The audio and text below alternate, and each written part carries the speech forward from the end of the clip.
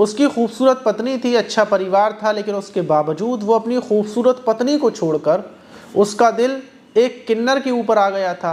वो किन्नर के साथ दिन में कई बार मिलता, उसके साथ संबंध बनाता, उसी के साथ वो पूरे पूरे दिन घूमता और हर रोज़ ऐसे ही चलता हुआ आ रहा था। लेकिन एक दिन जब वो अपनी प्रेमिका किन्नर के साथ संबंध बना रहा था, उसको प्यार करने में डूबा हुआ था, तो उसको नहीं पता था कि उसकी पत्नी छुप कर ये सब कुछ देख रही है। और फिर कुछ ऐसी घटना वहाँ पर अंजाम दी जाती है जिसमें किन्नर को मौत के घाट उतार दिया जाता है। लेकिन बड़ा सवाल ये कि आखिर खूबसूरत पत्नी के होते हुए भी उसके पति की एक किन्नर के साथ प्रेम कहानी शुरू कैसे हुई, और वो उस किन्नर के लिए आखिर पागल क्यों हो गया था, वजह क्या थी, और ये घटना कहाँ की है, पूरा मामला जानकर आप भी चौंक जाएंगे। तो चलते हैं और जानते हैं पूरी। दोस्तों, मेरा नाम माज है। अगर आपने हमारे चैनल को सब्सक्राइब नहीं किया है तो नीचे सब्सक्राइब वाला बटन दबाकर चैनल को सब्सक्राइब ज़रूर कर लीजिएगा। और जो आज की घटना है उसकी शुरुआत हरियाणा का पानीपत ज़िला है, वहीं का एक इलाका है, इलाके का नाम समा लखा इलाका है। और वहीं पर रहने वाला कालू जो ई रिक्शा चलाता था और अपनी पत्नी के साथ रहता था, पत्नी का नाम गीता था।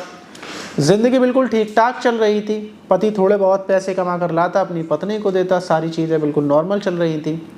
लेकिन 2 साल पहले जो उसकी पत्नी थी गीता, उसको ये पता चलता है कि जो कालू है वो ई रिक्शे पर अब रोज़ाना एक किन्नर को लेकर जाता है, किन्नर के साथ वापस आता है। जब गीता अपने पति कालू से पूछती है कि आखिर वो किन्नर है जिसका नाम खुशी है, जो इसी इलाके की रहने वाली है, उससे तुम्हारी इतनी करीबियाँ क्यों बढ़ती जा रही हैं, तो कालू बताता है कि वो रोज़ाना मेरे साथ जाती है, रोज़ाना मेरे साथ आती है, मुझे अच्छे खासे पैसे देती है, मैं सिर्फ पैसे की वजह से जाता हूँ और मेरा कोई मामला नहीं है। बात ख़त्म हो जाती है, बात आई गई हो जाती है। लेकिन पत्नी गीता को लगभग 7-8 महीने गुजरने के बाद पता चलता है कि उसका पति है, उसके पति की जो खुशी किन्नर है उसी के साथ अवैध संबंध चल रहे हैं। अब वो इस चीज़ पर नज़र रखना शुरू करती है। अब जैसे हर पत्नी करती है, अपने पति के फ़ोन को चेक करना, पति के बारे में पता करना कि वो कहाँ जा रहा है, कहाँ आ रहा है। और आखिर में गीता को पता चलता है कि उसका पति ई रिक्शा से यहाँ से जाता ज़रूर है, लेकिन वो रात में देर से इस वजह से आता है कि वो खुशी किन्नर के पास रुक जाता है। और फिर उसके पति ने 1-2 दिन आना बंद भी कर दिया।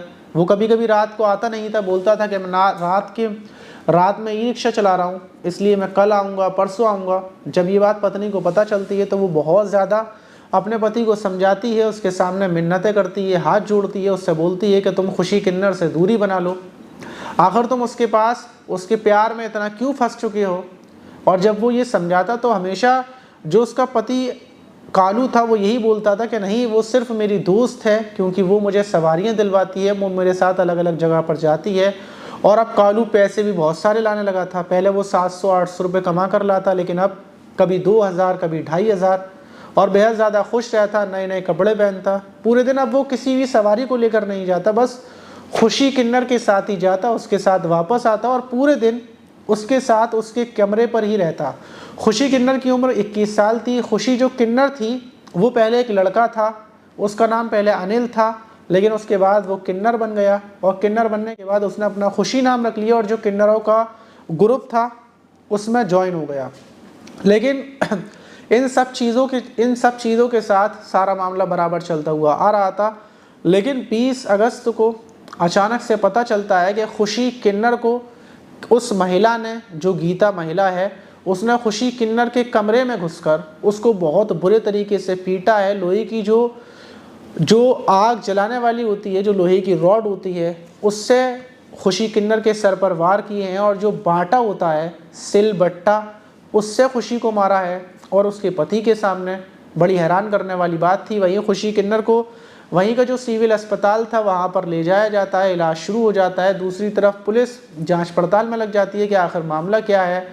लेकिन पुलिस आने के बाद पुलिस को पता चलता है कि खुशी किन्नर के कालू के साथ अवैध संबंध थे और जो कालू की पत्नी है उसने खुशी किन्नर को मारा है, पीटा है।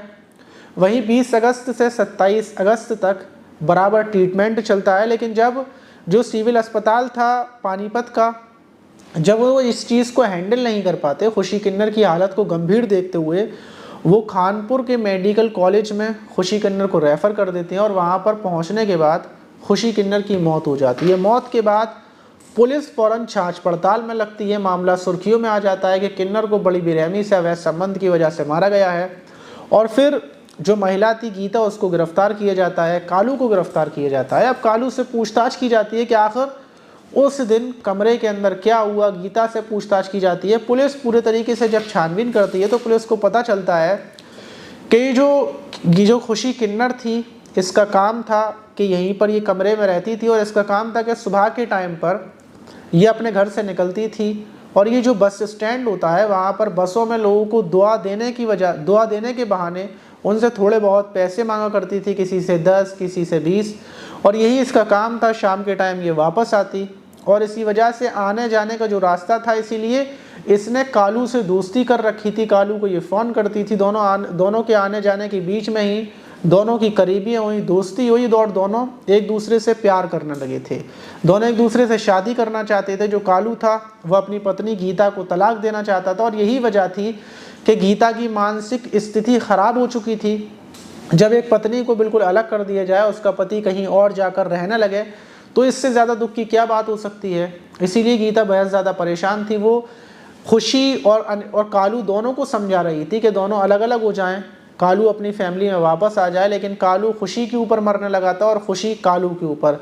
जब गीता ने इस चीज़ का विरोध किया था तो उसके विरोध करने की वजह से दोनों अलग तो नहीं हुए, बल्कि विरोध करने की वजह से उनका प्यार का रिश्ता और ज़्यादा गहरा हो गया, एक दूसरे के साथ और ज़्यादा मजबूती हो गई। अब इस चीज़ से गीता बड़ी परेशान थी और 20 अगस्त को जब उसका पति कालू घर पर आता है, खाना खाता है, और अचानक से जैसे ही फ़ोन बजता है, दूसरी तरफ से खुशी किन्नर बोलती है कि आ जाओ, कमरे पर हूँ मैं। ये बात गीता बड़े ही सुकून से छुप कर सुन रही थी और जैसे ही उसका पति कालू निकलता है और ई रिक्शा अपना उठाकर खुशी किन्नर के कमरे पर जाने के लिए निकलता है, जो समालखा इलाके में ही था। वहीं एक बस्ती है, वाल्मीकि बस्ती, वहीं पर था। लेकिन उसको ये नहीं पता था कालू को कि उसके पीछे पीछे उसकी पत्नी उसका पीछा कर रही है। पत्नी पीछा करते करते ऑटो से उसी रूम पर पहुंचती है जहां पर खुशी किन्नर रहती थी और उसको पता था कि जो उसका पति है वो भी वहीं पर पहुंचेगा। वो चुपके से दरवाजे के बाहर पहुंचती है, खिड़की में से झांक कर देखती है तो देखती है कि उसका पति और जो खुशी किन्नर हैं दोनों आपत्तिजनक हालत में है। ये नज़ारा देखकर उसका जो गुस्से का बांध था वो टूट जाता है, वो ओवर कंट्रोल हो जाती है। पहले से ही उसकी मानसिक स्थिति खराब थी और जब कोई इंसान अपनी चीज़ को किसी और के साथ देखे तो ये कंट्रोल करना बेहद मुश्किल होता है। ऐसे ही वक्त होता है जहां अगर आप ख़ुद को कंट्रोल कर लेंगे तो आपकी और सामने वाले की ज़िंदगी बच जाएगी।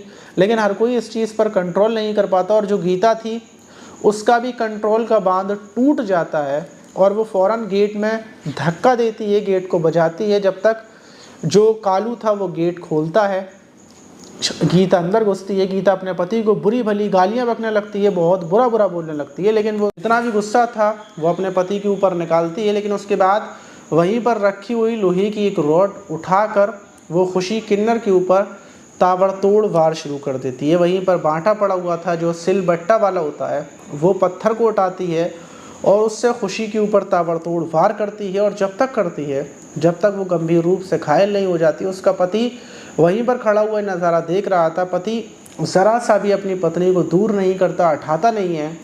और फिर जब खुशी किन्नर गंभीर रूप से घायल थी तो वो अपने पति के हाथ पकड़कर वहाँ से लेकर चली जाती है। दोनों अपने घर पहुँचते हैं। कालू बोलता है कि मुझसे गलती हो गई है, मैं तुम्हारे साथ रहूँगा, मैं खुशी किन्नर के पास नहीं रहूँगा। वहीं किन्नर समाज को जब ये पता चलती है तो खुशी किन्नर को अस्पताल में ले जाया जाता है, उसका इलाज चल रहा था। और जो कालू और उसकी जो पत्नी गीता थी दोनों ही वहाँ से घर छोड़कर दूसरी जगह जा चुके थे। इस वजह से किन्नरों ने इस चीज़ का विरोध नहीं कर पाई, क्योंकि अगर पकड़ लेते गीता को या फिर कालू को तो हो सकता है किन्नर समाज भी उन लोगों को मारता पीटता और फिर एक आध और हत्या होती। लेकिन वो लोग भाग गए थे और आखिर में पुलिस ने गीता को गिरफ्तार कर लिया है। उसके ऊपर कार्रवाई की जाएगी, जेल भेजा जाएगा। लेकिन खुशी किन्नर की मौत हो गई।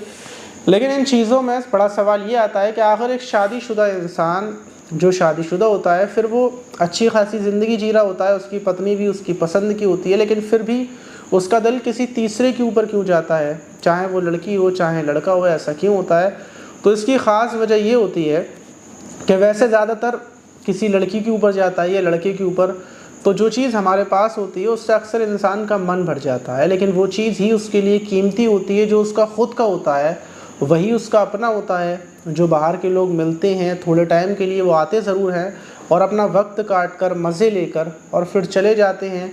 अगर कोई शादीशुदा, अगर कालू ऐसा ना करता तो किन्नर खुशी किन्नर से अगर वो प्यार ना करता तो अपनी पत्नी के साथ बड़ी खुशी के साथ ज़िंदगी गुजार रहा होता, सब कुछ ठीक ठाक चलता। लेकिन उसने सिर्फ थोड़े से मज़े के लिए खुशी किन्नर के साथ उसके पास गया, उसके रूम पर जाता था और आखिर में एक ऐसी खौफनाक घटना को अंजाम दिया गया जिसमें गीता जेल चली गई और जो खुशी किन्नर थी वो मर गई। अब कालू बिल्कुल अकेला रह गया।